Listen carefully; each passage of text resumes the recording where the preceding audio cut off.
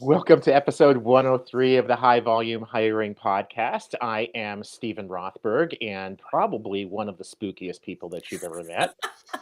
Jeanette, aka I give candy to the entire world, Leeds, is here to join us. And great to see you, Jeanette. Great to see you too. Well, really excited for our almost Halloween episode. As I said, I'm Jeanette Leeds. We have and getting ready to probably welcome, not even joking, over 600, maybe 700 trick-or-treaters to my house tomorrow. Seriously. And today we're going to talk about the spookiest, most exciting topic is agentic AI and how it promises to revolutionize high volume hiring. And I'm really excited because today we have Prakhar Agrawal here. He's the CEO and co-founder of SenseLoaf. Full just disclosure, I also am an advisor to Prakhar. As everyone I think knows, I do a bunch of HR tech advising. So Prakhar, welcome. So happy to have you here. Welcome to the High Volume Hiring Podcast. Yeah, thanks, Jeanette. I'm super excited to be here. And yes, it's crazy you're going to have 600 people for Yeah, no joke. Halloween. That's like high volume recruiting, right? I And you mean, probably need some agentic. it is high volume trick or treating. We're gonna do a whole episode on that, like how to Okay.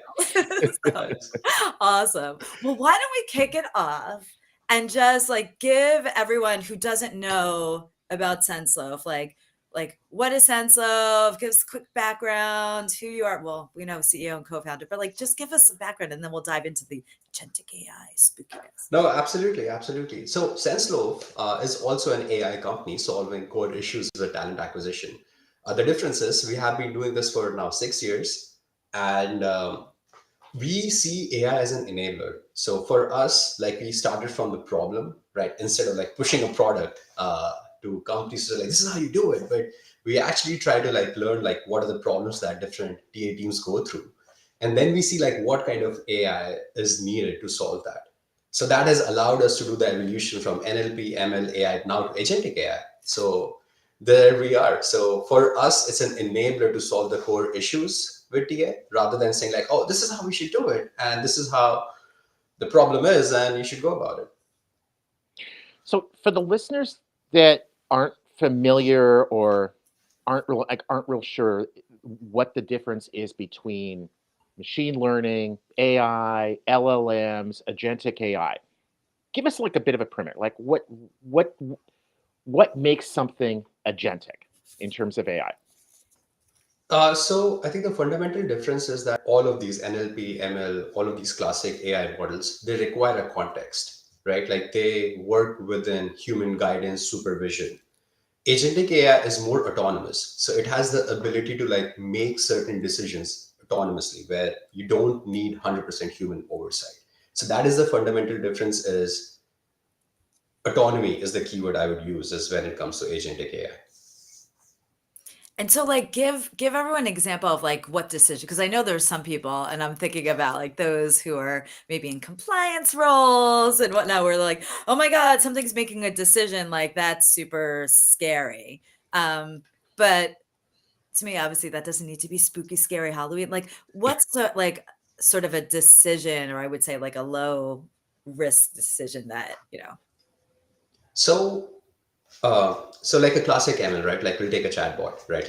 In high volume, we use it all the time. So for Yeah. example, it gets stuck because it has 6, 7 questions that, it's supposed to ask every candidate. But a candidate could be I don't really want to say what my email is, right?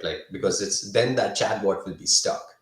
But when it comes to agentic AI, if the candidate says I don't really want to answer that, it can adapt and make a decision. If the candidate is good enough, can it notify the recruiter? Can it tell them, oh, we have Jeanette, she's awesome, but she doesn't want to share her email or phone number, whatever. But I think you should talk to her. So smaller decisions with human oversight is needed in that. But that's I think is a classic case, especially when it comes to recruitment. One use case of agentic.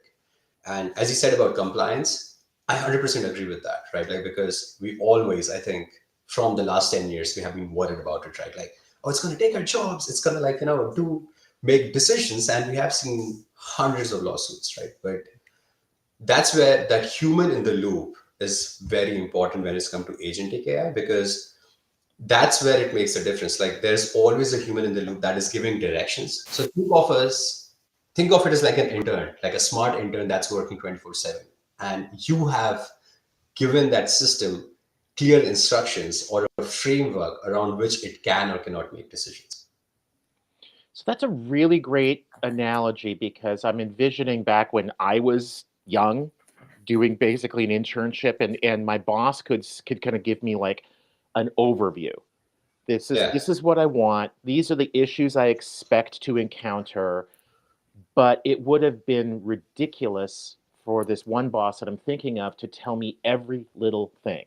If you encounter this, then do this, and you before you know it, you've got this ridiculously massive decision tree. By the time he communicated that to me, he might as well just have done the work. So I think what you're saying with agentic is it's kind of like how my boss would talk to me. These are the general issues, these are the guidelines, values, whatever. You're going to encounter things we haven't discussed. Fill in those details. Um, how does the agent how does the agent know to do that? Because it's one thing if for a person, I get that, but how's the tech know to do that? That's an excellent question, Stephen. Again, it comes back to the framework. So agentic AI is built on LLMs, right? So it is trained on historical data, massive data. It has like seen what kind of factors that you take care of. So that's where I think systems can adjust the kind of autonomy that you can give to an agent, right? Like so if it's within a simple use case where you have explicitly said it, do not reject a candidate, right? No matter what. But can you then notify, right? Like going back to the example your boss gave you, right? Like you cannot map the entire decision tree, but you know, okay, right? Like, I mean, it's a small impact decision which I can take on my own as compared to outrightly saying to a candidate, sorry, bro, like it's done, right? So that differentiation needs to be very clear because if not, that's actually one of the issues in agentic systems that companies are trying to work on is over automation, right? Like it is actually a huge problem or a problem, potential problem. Over automation is where if you don't provide the right oversight, you're free to go. It's like an intern that's like, oh, I didn't have clear instructions, so I'm just going to go ahead and like put this into production and it's going to collapse the whole system, right? So that's why the human role is becoming more important, which not a lot of people are realizing is that it's more of a collaboration. And one analogy I can give is it's think about like a pilot and an autopilot, like flying a plane, right? You'll always use autopilot when you're cruising, but you're not going to let the autopilot land the plane. So that's, I think, an analogy which I think is good in this example.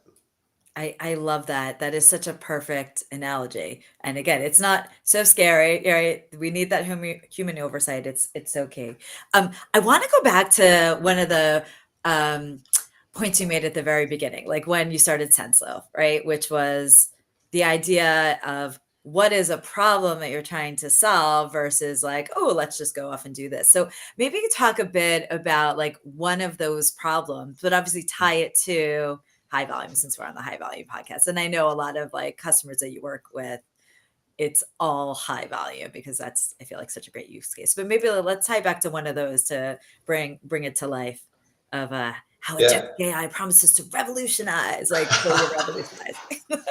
So going back in time a little bit, it started because, you know, as a candidate, right? Like 10 years ago, I was doing thousands of applications. So does all of the people I knew were doing thousands of applications and you never hear back, right? So the question was like, why, right? Like, why is it happening? I used to hate recruiters, like when it started, but then When it's you true met though, right? them and you're like, oh, Yeah. Oh, It's they're actually cool. yeah, it's And they're then doing the best they can. it's fair to generalize. If you've had it is 10, fair. 20, 30 bad experiences, that you start to think that everybody's like that. It's just Yeah, it is. But the thing is, you have to enter the battlefield from one side or the other, right? So that's how I entered. And then you realize, no, it's actually not the problem, it's the system. Because if nobody wants to go through thousands of resumes and we hire people now, I get like 500 applications within 30 minutes. Like, I'm not going through 500 applications, like, no matter who you are, right? So that's how we started. And that's where the problem was like, how do we help recruiters or help systems to make decisions which is also personalized on both sides of the table, right? Like candidates feel like, oh, they have not been ghosted for no unseen reason. And not a lot of people realize this, that candidates, when they are applying for thousands of jobs, they know that out of 1,000, like 95% of the jobs are not a good fit for them.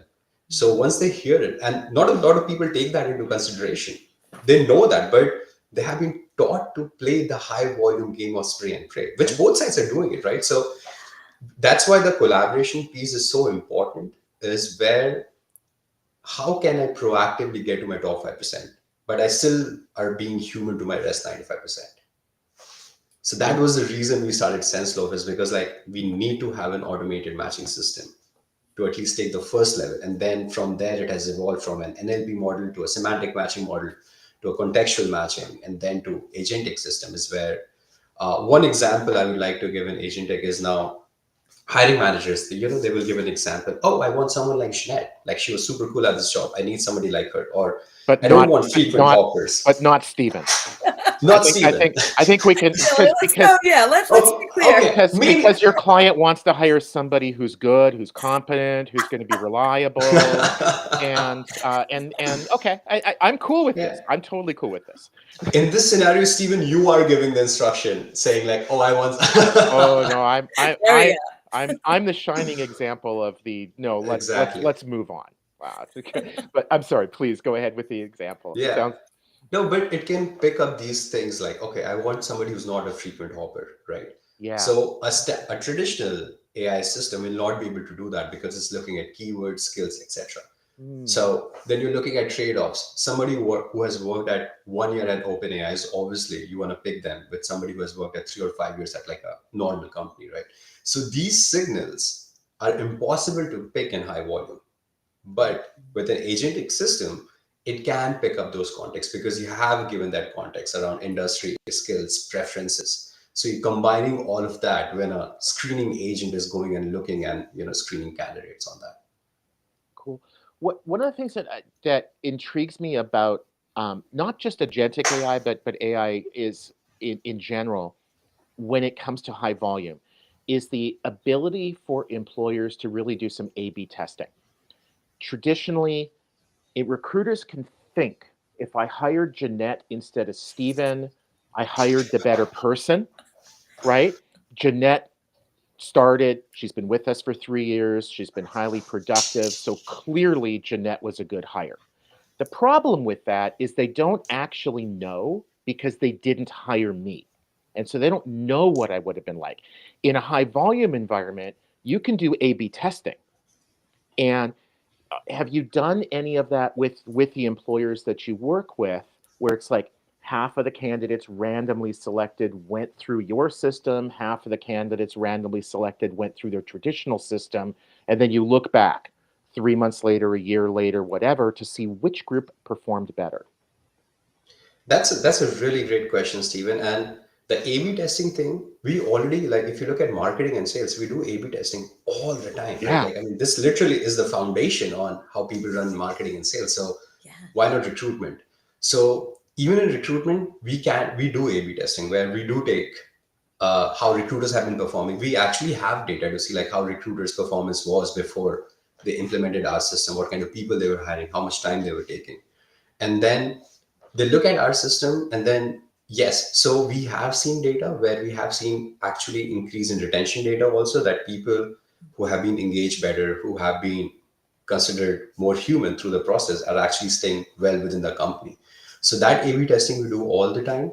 Plus we have done A/B testing on how the process in itself is with agentic, because with agentic AI you can literally set up different logic systems. So for example, you can take two group of candidates and say like, okay, for these candidates we're going to see like if they're more okay with our assessment test, and we're going to give more weightage to their resume as compared to a different one where we're going to not to care too much on their resume, but we're just going to focus on how they communicate and how they are assessing or engaging with the process. So you can run smaller A/B testing, but overall, in high volume, yeah, we have seen much better performance with agentic AI overall, because you're actually giving back time to recruitment teams to be more human, like to actually think about as collaborators who want to talk to people. So they're able to do more of these things which they actually should be doing. And they love it. Like, so we think about as like the happiness index. So if recruiters are happy, candidates are happy, then automatically you're more invested in the process. I love that. Well, I'm just looking at the time. I'm gonna like throw one last, like, I feel like easy, simple question that's not too scary and spooky. And I just love this like happiness index, which is great. So if an organization is thinking about, okay, I actually want to start using agentic AI, or maybe piloting or in an area, is there like, from what you've seen with like customers and organizations you're talking to, an area or like a type of high volume hiring, like, okay, this is really good to go and try for, this type, right? Because we know there's obviously a variety of like high volume type of roles. Any advice there? Is it type of roles? Is it, any other factors? So I think type of roles, it's pretty agnostic, but I would look at it from the organization itself, because not every organization is ready to adopt agentic AI, and not a lot of organizations realize that, because they're like, oh, we need to adopt AI. But before you need to adopt AI, there's a lot of background. I wouldn't say a lot of background work, but you need to have processes. You need to know what you need. You don't need to adopt a complete end-to-end agentic system. Maybe you need to first start with the problem. And that's what we have done here for 6-7 years, is like, where you are stuck, what is the problem you're trying to solve? Maybe it can solve with a simple automation. Maybe it needs agentic AI. Maybe you need an end-to-end agentic AI system. So we have organizations that use our entire end-to-end suite and they're super happy. We have organizations that use part of it and they're super happy, because every organization is at a different starting line. They're not at the same starting line. So that's what I always come back and try to understand it. What are you doing today? What's working? What's not working? Maybe you can just solve most of it through automation, or when you do that, then you're ready for agentic, right? So that's, I think, a lot of like, I think TA leaders are getting pressurized from the C-suites, like, oh, we need to adopt AI, we need to adopt agentic is the keyword. But the question is, are we ready? And if we are, what does that look like? And that's why, like, this stat is going around, oh, 90% of the projects fail. Of course it fails, because you cannot put like a turbo engine on like, a Prius. Yeah, you need, Yeah. if you try to like bolt on like a turbo engine on a Prius, it's not going to work. It's like, so that's the analogy I think I can come up with. I love that. It's like, yeah, figure out what the problem is and solve that. Like, what is the use case Yeah. versus just Yeah, a blanket exactly. generic that I love that. That is great advice. Great advice on our spooky Halloween episode, or almost Halloween episode. Well, Prakhar, thank you so much for being on Oh, yeah, this podcast. absolutely. This This was was fun. awesome. Awesome. And Good Yeah. may stuff. your trick or treat bag be filled with Reese's peanut butter cups, and not those like nasty green apple suckers. Or as my kids would say, almond joy. They think those are like the worst. Meanwhile, that's like one of my favorite Oh candies yeah, because I that's like weird candy flavors. yeah So yeah. Almond Joy definitely very spooky. yes. On that note, happy Halloween, everyone. Happy Thank Halloween, Enjoy. guys. thank Thank you you. so much, Take care. Steven. Bye.